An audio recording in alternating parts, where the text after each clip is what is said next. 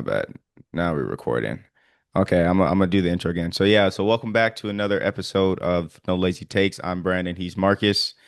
Like I was just saying, we got the first. Today is September 2nd, the last Tuesday before NFL football starts, and we actually have real live game action to talk about. Like we were just saying, first game, Eagles Cowboys is this Thursday in Philly. It's in Philly, right? I I don't know. I think it's in Philly because I think they're gonna do the ring ceremony and all that shit. So in Philly, that's gonna be a lot. But like I said, before we dive into that, let's talk a little bit about this Micah Parsons drama that has come to a halt. So Micah Parsons traded to from the Cowboys to the Green Bay Packers for two first round picks and Kenny Clark. So we'll kind of break this down in a couple different areas. We'll keep it real concise. So who won this trade just from hearing that? I don't know. I mean, especially with these reports is coming out that this nigga back is hurt. Let's say that's all semantics. Let's say he's healthy. Who won this trade? Well, I was gonna say Green Bay. I mean, because Green Bay is more of a ready playoff team. That's they, you know what I mean. Like Micah Parsons just got to go there and do his job. They don't need him to be the savior, and then he just got to go put that work in as defense, and that shit should go as clockwork. Like Dallas, they won because they got a chance to get a couple draft picks if they're trying to go after Archie Manning, but I wouldn't go after Archie. I don't think they're going after Archie Manning. That's what I heard. They're gonna use That Dak was and that was that was Des Bryant, who I don't think is in said that started that narrative, who I don't even think is in the loop like that. He's always talking about things he would have done with Jerry. He's still a little tender in the ass from the way Jerry did his contract. So I don't even think it's not, if Michael Irvin would have said that, then it's like, okay, Michael knows some shit. But but I mean Des just be Green talking. as of right now, Green Bay won because they got a high volume player right now. They got an impact player. He's an impact player. He's one of them guys. He's an impact player. He's gonna come in and, like I said, do his thing. They don't need him to be the savior and all that. He just got to be him on defense. Usually when they show the stat right now, usually when they spend on defense and they get that superstar, they get a ring. They did it with Reggie White, did it with Charles Woodson, and maybe he can be the next one. Just get this little one defensive player that's impactful, and they can go. So other than that, I mean, really, that's it. I mean, Dallas is turmoil right now. And I told you last week when this nigga was laying on the stretcher during the game, that's gonna cost your ass, nigga. Stop doing this bullshit. Then I'm seeing that you said that Dak said something. I didn't know Dak said something. What Dak say? So yeah, we'll get to that. I think that Dallas won this trade hands down. I think that this almost becomes addition by subtraction. Yeah, You definitely lose a huge distraction. You lose even if he would have gotten paid and they would have got the deal done. I think that the damage between Micah Parsons and Jerry Jones that happened during these contract negotiations was irreparable. I think the amount of where Micah feels like you tried to get over me and that level of trust was never the same coming from Micah's end, and where Jerry feels you disrespected me by not thinking that I'm a man of my word, and yeah, you tried to bring in somebody, or I've yeah, gotten these type of deals done my whole life, and look at this empire I've built off of a handshake, in a sense.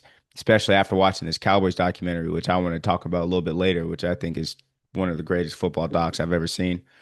Um, so yeah, I think that even once the deal got done, the relationship it would have been weird. They wouldn't have been, and for you to be the highest paid player on Jerry's team, or that for you to get the bag from Jerry, he's got to love you the way he loved Zeke, the way he loves CD, the way he loved Tony Romo.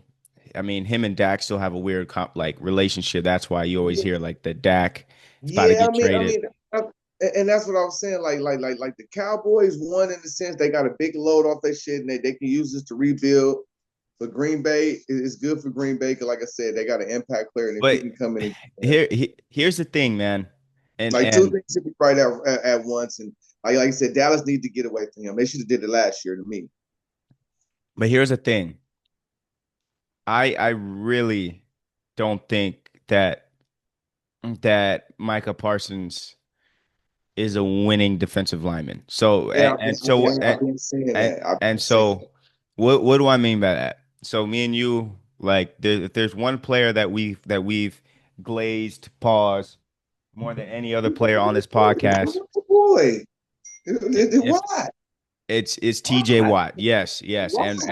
And we say and the conversation goes the same. When you turn on the Steelers and you see TJ Watt, he's picking shit, he's picking up fumbles, he's strip sacking, he's stopping niggas at the goal line with the last play of the game. He's all over the place and making impact game winning plays. Just fucking like, oh my, like how, like, you watch him and think this man not only is could be defensive MVP, he could be MVP of the league when I you told you watch that's when you what watch the I shit he's doing. him and Miles Garrett or them two like that. That they just everywhere. You see their jersey, they're on the ground, their own shit is dirty, it might be blood, but they there. Like Micah Parsons is different. He's a Like linebacker. like you get hyped. Like you could watch a Steelers game and I Yeah, just want to watch TJ Watt. and that's what I told you. I'm watching the Steelers because TJ. I know he's going to act a fool. I know Miles Garrett's about to act a fool every game. I You know Yeah, what I mean? yeah, yeah. But with They're worth Micah, their money. They're but worth. and here's the thing with Micah. Micah will have he'll go Tasmanian devil mode on the 1-10 Panthers and get 4 sacks in 1 quarter. That's what I'm saying. Have like a game with like 15 tackles and all that, but But it's against a team that it doesn't matter. But in the exactly. playoffs, the 49ers, he's you don't know if he played. Like this, the last game against the Packers. Do you remember Micah's stats against the Packers in that playoff game? I think he had a couple of tackles, a couple. 0 tackles, 0 sacks, 0 pressures. You know what I'm saying? It was something weird because the announcers saying that Michael Parsons has to do something. He has to. He hasn't been. He's been He had as ineffective. many he had as many tackles, sacks, and pressures as me and you did watching from Buffalo Wild Wings. Yeah, And but that's and you can't do that. You You can't can't. spend You money can't. on that I linebacker. you You gotta you have can a do decent no, no. lineman. Here's the thing. You can go ahead and do that, but you can't do that and then be the highest paid player, True. non-quarterback player in NFL history. Not at least not coming from my checkbook. And really, I don't think that's something that can be fixed just because of his size. He's an undersized defensive, like TJ Watt. I'm not saying he's fucking Raji Smith or Ndamukong Suh, but he's big He enough to playing like where he playing like Susu. That he's nigga play big. like He's big. Susu. And I think what would really, and I got shout out Bags, homie, got, it's a Cowboys fan. Like a few years ago I noticed this about Micah. I said I really think in the run game Micah Parsons can't get off of blocks because he has a negative wingspan. Like when you think of dominant defensive ends, you think of guys, Jason Pierre-Paul, guys with these 7 foot wingspans, they 6'6", they can move and then engage off of blocks. Micah has little baby T-Rex arms. So once these left tackles in the run game, these guards double team, get their hands on him, he's cooked. He has to beat them with speed. So too, a couple years ago, he wasn't the best nigga on Dallas defense. It was that other linebacker and that white boy. Oh, Remember? Van Der Esch? Remember, it was Vander Rush, and there was another nigga they had on that defense. Another nigga they had on that defense. Like you know what I mean? Like Micah had to kind of wait his turn. He didn't come in being that dominant nigga like that. Like Dallas had a squad, five, No, no, six, seven. they've always had talent on defense. You know what I mean? So so Um, so so it's just like I say, like we were saying at the barbershop. You better off paying for a defensive lineman that's gonna get pressure every down on this quarterback than, like I said, a linebacker that's just freelance and we don't know what he's gonna do. Like so, like I said, Chris Jones on Kansas City, Game he's record, game record, a game and record. and and the book on Micah Parsons, what teams do to alleviate him, take him out of the game, is they run the ball at him. They wear him down. Could Number you 95 ever on could you him. could you ever imagine a team saying, "Hey, you know what we're gonna do to take Charles Haley out this game? We're gonna run the ball right at him. Reggie White, we're gonna run Ndamukong Suh. We're gonna run the ball right at him, wear him down." On the Rams. He's changing the game. You No. feel me? We're doing everything in our power possible to keep Aaron Donald away from the person who has the ball. You feel To me? keep Ndamukong Suh, When Tom because Brady won that anytime ring he with Tampa Bay, who was on that dog defensive line, he had two big Susu and he had another nigga, big chunky niggas on like Vita Vea. you know what I mean? And that's like I said, that's what we're talking about. You gotta have that type of issue At You the know, middle. Yes, yes. I've always been the best way to stop elite quarterbacks isn't pressure off the edge because they'll just step up in the pocket. It's pressure in their face. You got to like you uh-huh. look at Brady losing to the Giants those couple years where they had them big Justin Tucks They had and straight hand and woody whoop and woody whoop. Yeah, yeah, yeah. yeah, right up in his face. Yes, yes, yeah. Yeah, all four of them was getting to the quarterback. That's just like the Eagles right now. The Eagles got like three Well, niggas running. shit, quiet as kept. That's what the fucking Giants got again this year. You look at I their know. defensive line, they got what's my man's name? What he used to be on the Jets? Listen, they're Him. They shocked. got They're shocked. Thibodeau. They got they got Brian Burns, and they just drafted bigger Micah Parsons from Penn State.